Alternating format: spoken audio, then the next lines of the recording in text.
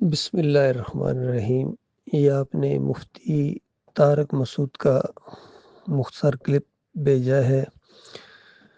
اور ہلکا سا تبصرہ بھی آپ نے کیا ہے کہ یہ اس نے اللہ کی کتاب کا انکار کیا ہے اور شرکی عقیدہ پیش کیا ہے۔ باقی جو اصل میں ان لوگوں کے دلوں کے اندر ذرا بھی اللہ کا وقار نہیں ہے، اور دین اسلام کی جو بنیاد ہے توحید ہے، توحید کے یہ اندھے ہیں، اور اپنے اس اندھے پن کی وجہ سے انبیاء تک کے اوپر یہ الزام لگانے سے باز نہیں آتے ہیں۔ دیکھیں کتنی سادہ بات ہے اور کس طرح تروڑ مروڑ کر یہ پیش کر رہا ہے کہ جب یوسف علیہ السلام نے خواب دیکھا، بچے ہیں اور اس کی تعبیر نہیں جانتے تھے، تبھی تو والد صاحب سے آ کے کہا کہ ابا جان میں نے دیکھا ہے خواب میں، اور میں دیکھتا ہوں کہ 11 ستارے ہیں اور سورج ہے، چاند ہے، یہ میرے سامنے جھکے ہوئے ہیں، سجدہ ریز ہیں۔ تو یعقوب علیہ السلام نے اس کی تعبیر بتائی، کیونکہ وہ وقت کے پیغمبر ہیں اور بہت ہی جلیل القدر پیغمبر ہیں، بہت ہی علم والے پیغمبر ہیں۔ اسی سورہ یوسف کے اندر اللہ تعالیٰ نے ان کی بڑی تعریف کی ہے علمی لحاظ سے، کہ بہت زیادہ متقی اور پرہیزگار تھے، اور بہت زیادہ اللہ تعالیٰ کے قرب تھا ان کو۔ تو انہوں نے 6 نمبر آیت کے اندر جو تعبیر بتائی ہے وہ حرف بحرف سچی ثابت ہوئی ہے، اور یہ مفتی طارق مسعود کہہ رہا ہے کہ وہ تعبیر نہ بتا سکے، وہ تو تعبیر نہیں جانتے تھے۔ اندازہ لگائیے، بالکل یہی بات محمد حنیف صاحب نے بھی کہی تھی جب انہوں نے اپنے عقیدے کا اظہار کیا کہ پورا خاندان یوسف علیہ السلام کے سامنے سجدہ ریز ہو گیا تھا۔ تو میں نے اس سے پوچھا کہ میں کہا محمد حنیف صاحب، آپ کے اس انداز سے جس طرح آپ انگلی نیچے کر کے زور دے رہے ہیں حاضہ کے اوپر کہ حاضہ تعبیر حاضہ، تو آپ کیا یہ کہنا چاہ رہے ہیں کہ یوسف علیہ السلام یہ کہہ رہے تھے کہ ابا جان جو آپ نے تعبیر بتائی تھی وہ غلط، اور تعبیر وہ ہے جو میں بتا رہا ہوں؟ تو محمد حنیف صاحب کہنے لگے کہ مفہوم کے لحاظ سے تو ایسے ہی لگتا ہے۔ اندازہ لگے میرے رونگٹے کھڑے ہو گئے کہ اس بندے نے اپنے اس باطل عقیدے کو ثابت کرنے کے لیے کس طرح یعقوب علیہ السلام کے اوپر گویا الزام لگایا ہے، اور یہی مفتی طارق مسعود صاحب کر رہے ہیں۔ اور پھر دیکھیے جب 100 نمبر آیت میں جو نقشہ کھینچا ہے اللہ تعالیٰ نے، وہ بڑا ہی زبردست ہے۔ جو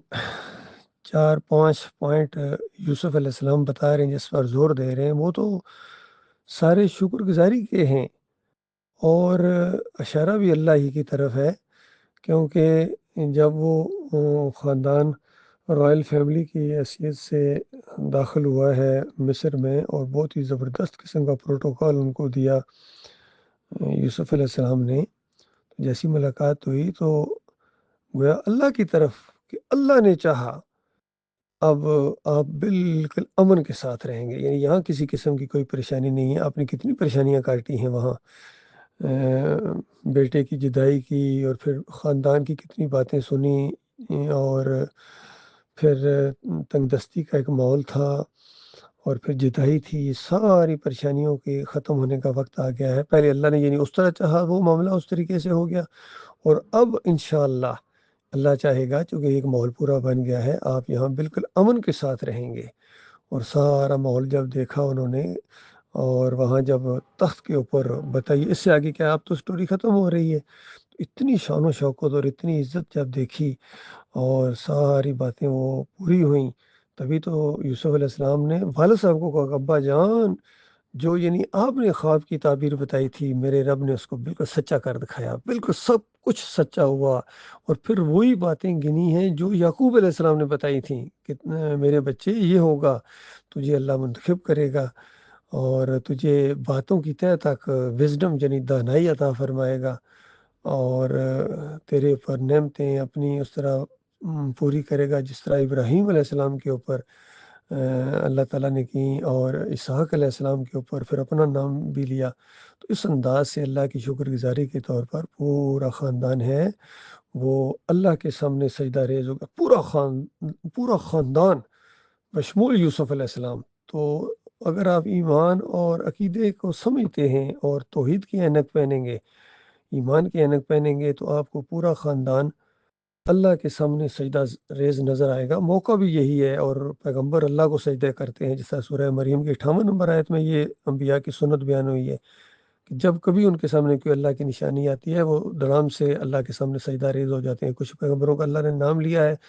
اور اس میں یعقوب علیہ السلام کا بھی نام ہے، اور ان کی اولاد میں جو نبی یعنی یوسف علیہ السلام، تو باقی سارے نبیوں کی طرف ہے کہ سارے نبی انبیاء کی یہ سنت ہے۔ تو سورہ آل عمران کے اندر بھی اسی طرح کا مضمون ہے، اور قرآن کی بے شمار جگہ اس چیز کا ذکر ہے۔ اور شرک ایسی بری چیز ہے کہ مالک فرماتا ہے یہ سارے انبیاء ہیں، اگر ان میں سے کوئی ایک بھی شرک کرتا، یعنی میرے علاوہ کسی اور کو پکارتا، میرے علاوہ کسی اور کا واسطہ وسیلہ دیتا، میرے علاوہ کسی اور کو رکوع کرتا، میرے علاوہ کسی اور کو سجدے کرتا، جو بھی شرک کی قسمیں ہوتی ہیں، جو بھی دوسروں کو کرنا شرک ہوتا ہے اور اللہ کو کرنا ایمان ہوتا ہے، تو بالکل واضح چیزیں ہوتی ہیں، تو اللہ تعالیٰ ان کے اعمال کو برباد کر دیتا اگر کوئی ایسا ہوتا۔ پھر نبی علیہ السلام کی کتنی وہ مشہور حدیث ہے کہ لعن اللہ الیہود و نصارى اتخذوا قبور الانبیاء والصالحین مساجدہ، اللہ کی لعنت یہود و نصارہ کے اوپر۔ یہ تو پچھلی قومیں تو تھی نا، کہتے ہیں کہ گزشتہ امتوں میں یہ جائز تھا، اندازہ لگائیے۔ یہ بے تکی تعبیر کر رہا ہے مفتی طارق مسعود، اور کتنے طارق جمیل بھی اسی طریقے سے کرتا ہے، طاہر القادری بھی اسی طرح سے کرتا ہے، حتیٰ کہ ڈاکٹر اسرار جیسا آدمی بھی اسی طرح شرکیہ تفسیر کرتا ہے۔ مودودی صاحب نے یہی شرکیہ دروازہ کھولا۔ ابن کثیر نے اصل میں یہ اس انداز سے کی ہے، یہ اس کی تعبیر کی انہوں نے لے لیا ہے تفسیر کو۔ اس سے پہلے طبری شیعہ نے یہ انداز اختیار کیا کہ پچھلی امتوں میں یہ سجدہ جائز ہوتا تھا۔ تو ان سب لوگوں نے اس مشرکانہ تفسیر کو لیا ہے، اور جو مومنانہ تفسیر تھی اس کو چھوڑ دیا ہے۔ امام بخاری رحمۃ اللہ علیہ نے سجدے کا ذکر ہی نہیں کیا، جس پر یہ زہر دے رہے ہیں یہ تعبیر ہے، اس کا انہوں نے ذکر ہی نہیں کیا، اس کا بیچ میں لائے نہیں ہے۔ جانتے تھے وہ یہ اگر ساتھ میں نے اس کا ذکر کر دیا تو یہ بے ایمان ادھر لے جائیں گے، لیکن احتیاط کے باوجود وہی کچھ ہوا۔ پھر سب سے بڑی بات، اس دور کے اندر جو موحد عالم دین نے تفسیر کی ہے ہر اینگل سے، ڈاکٹر مسعود الدین عثمانی رحمۃ اللہ علیہ نے جس انداز سے بیان کیا ہے، وہ تو بالکل قرآن اور حدیث کے دائرے کے اندر بند ہے۔ ڈاکٹر صاحب نے پھر فتویٰ بھی لگایا ہے۔ ڈاکٹر صاحب کہتے ہیں کہ جس کا ایمان خراب ہوتا ہے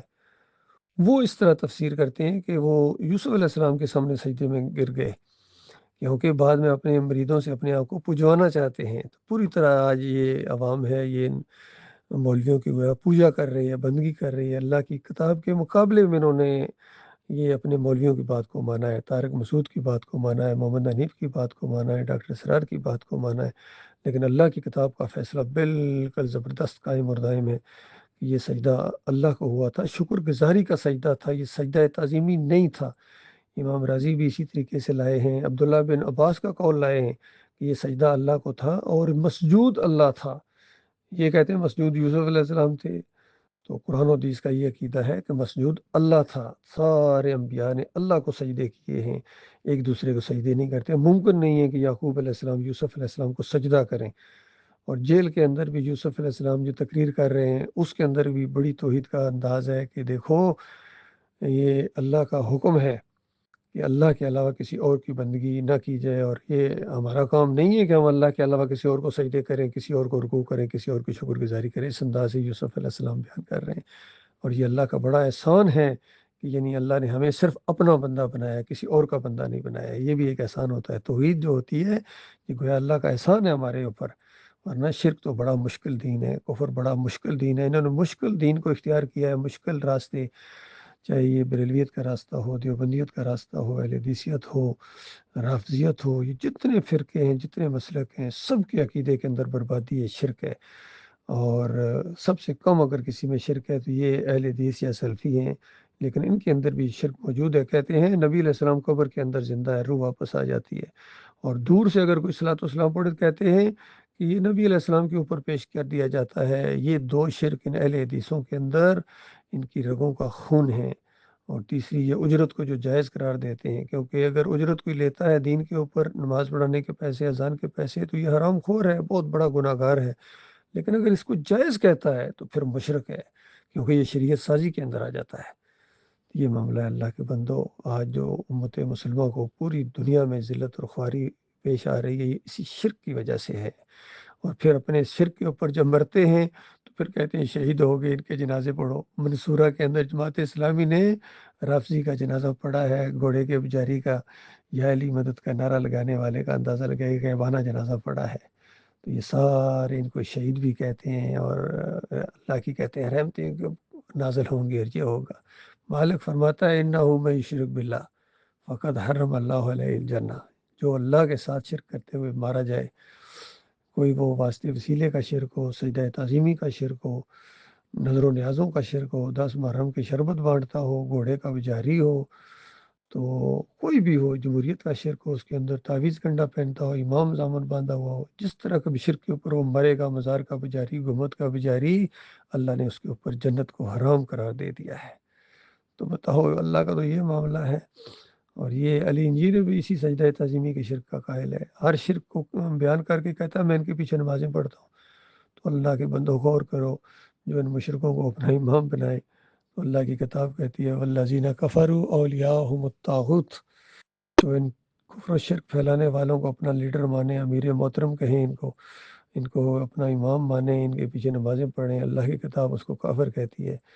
کہ یہ کافر یہ کام کر سکتا ہے۔ کوئی مومن کافر و شرک کرنے والوں کو اپنا امام اور اپنا لیڈر نہیں مان سکتا ہے۔